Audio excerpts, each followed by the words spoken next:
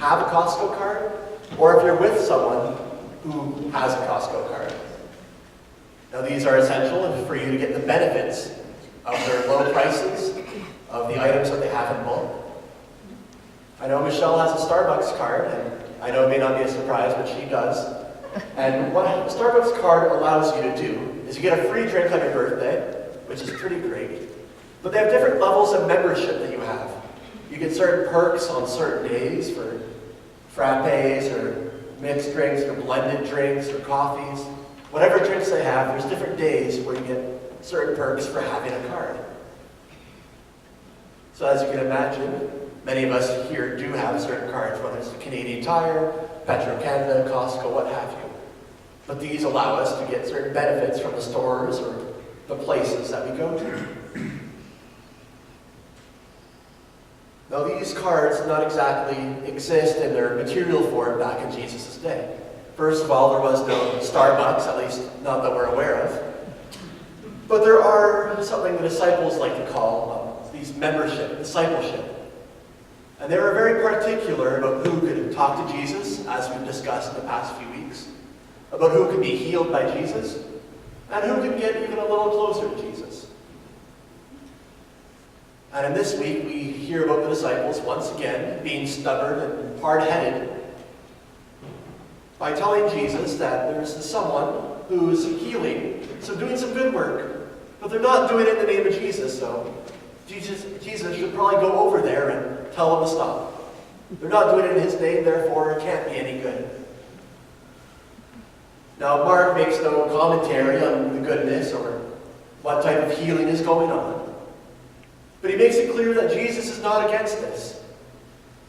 Jesus seemingly asked the disciples, so what? This healer is doing healing as a healer should do. Just because he's doing it in my name, just because he's not one of you, why is it wrong?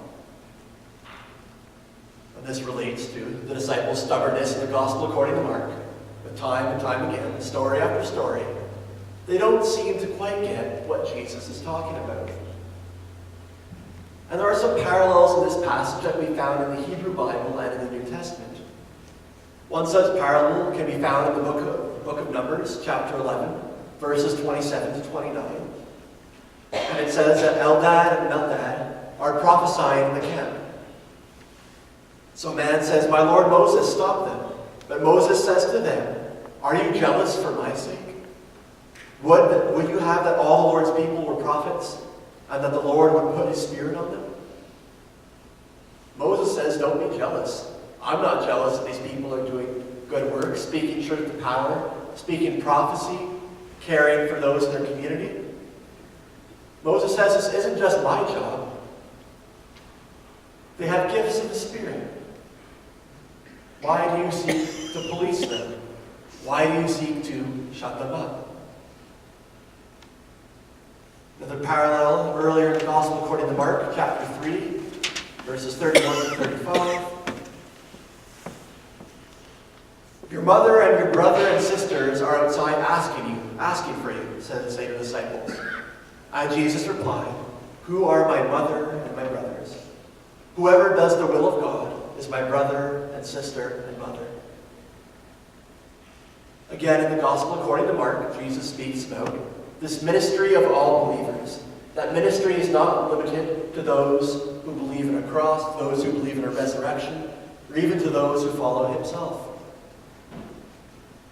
Jesus points to the fact that good works can be done by anyone, by anywhere, and that you don't have to call yourself a disciple of Jesus, or a disciple of Buddha, or a disciple of Yahweh in order to do these good works. And again, Mark speaks about this newfound family that he speaks out throughout his gospel. That there's this new family united in Christ. There's not a strict set of regulations or rules that one has to follow in order to be commended for one's good work. No more rules, no more law, no more regulations. And the church is helpful to be mindful of this, that we are not the only ones who can do good work in the community. We are not the only ones who do great work. And with all the ministries that we have here at Wycliffe, we're lot of great work. As we saw with the prayer shawls this morning, over 500 people have received the prayer shawl. 500 people have been reminded of God's presence, or at the very least, can keep themselves warm when it's a little chilly outside. 500 people have been touched by the ministry of Woodcliff. As I arrived back in July, there was a number of papers on my desk, and I've written about a few of them in the messenger, some of which are relevant, some of which are a little dated, especially as it comes to marriage prep, but that's a sermon for another day. There's a stack of papers related to the recent Habitat Bill, the Interfaith Habitat Bill, which many of you have heard of, in which I believe they are raising $1 million in order to build a series of units. So we have partners in the community, interfaith and otherwise, our Muslim, our Jewish brothers and sisters, but also companies who may be self-proclaimed atheists that want to help out with this build, are donating money, are offering their time to go in on work sites and build. Now, are we going to ask ourselves, or is the church going to ask itself to tell them not to do that because they're not Christian? Or they're not prescribing to a certain faith? I doubt it. Now, with this Habitat for Humanity build, it's not just an ecumenical build of Christians, it's not just an interfaith build of world religions, but it's a humanity build. Everyone coming together to provide housing and support, to providing something that is well needed in the community, regardless of belief, regardless of what type of Lord's Prayer they pray, what type of God or scriptures they read, or even whether they read the scriptures or not. They may not carry around a Bible, they may not carry around that membership card, but they are doing good work in the community. And as Jesus said, whoever does the will of God is my brother and sister and mother. Providing housing for those who cannot afford it. Is that not doing some of the will of God? And at Woodcliff, as I look out every Sunday morning and as I go down for coffee, I know that there's a spectrum of belief and understanding. Some believe that Jesus was 33, others believe he was 34. Now, that's not a topic I'm going to get into on this day. But it does go into the fact that we believe hundreds of different things. In fact, it is probably rare that the person sitting next to you believes exactly the same thing that you do. Or perhaps they do. But there is nothing wrong with that. As Jesus in the Gospel according to Mark says, many of you believe different things. Some of you are fishermen, believe some things, and some of you were prophets, some of you were Pharisees. Again, believe somewhat different. That does not exclude you from the ministry of God. That does not exclude you from the love of God. You don't have to be a dyed-in-the-wood Woodcliffer to do ministry, to do good. You can be an adherent. You can have been here for 5 years, 10 years, 50 years, or even a couple weeks.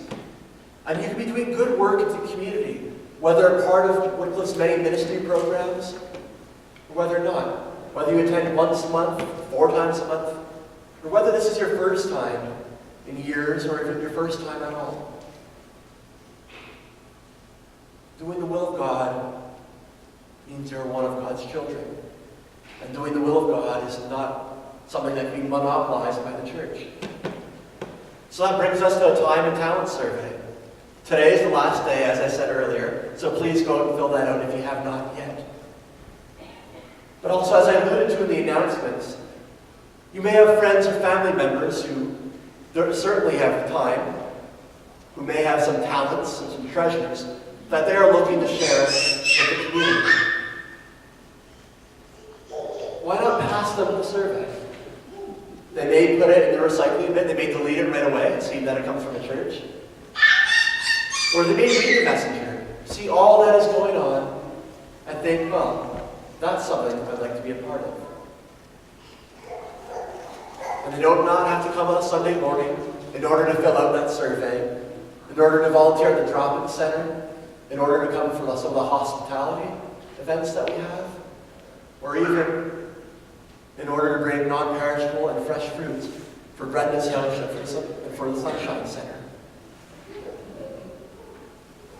do not have to carry around a Bible or attend Wycliffe on Sunday at 10 a.m. in order to do good.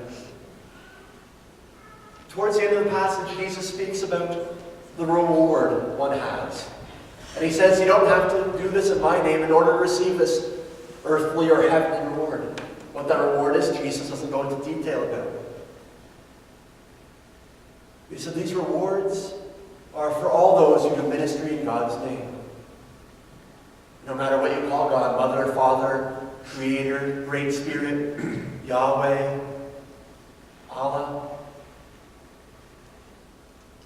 All these are ministries in the name of God. Maybe not my God or your God, but in the name of someone or something that we call God. And we can still do good works.